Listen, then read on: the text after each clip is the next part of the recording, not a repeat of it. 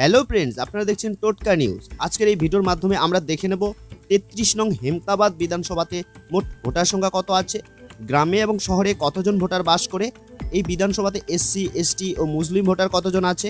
তাছাড়াও আমরা দেখে নেব এই বিধানসভাতে 2021 বিধানসভা ও 2024 লোকসভা ভোটে কেমন ফলাফল হয়েছিল।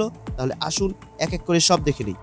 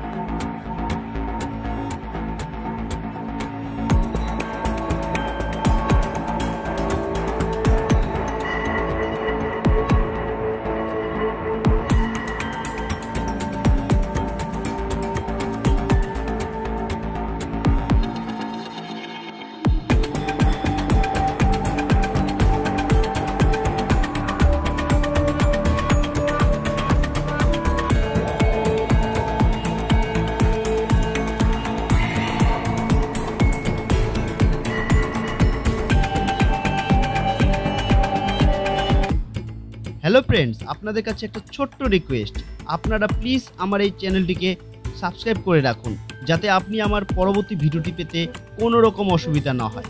আর হ্যাঁ, আপনারা অবশ্যই জানান আপনি কোন বিধানসভার অন্তর্গত এবং কোন দলকে সাপোর্ট করেন, জানান আমার কমেন্ট বক্সে।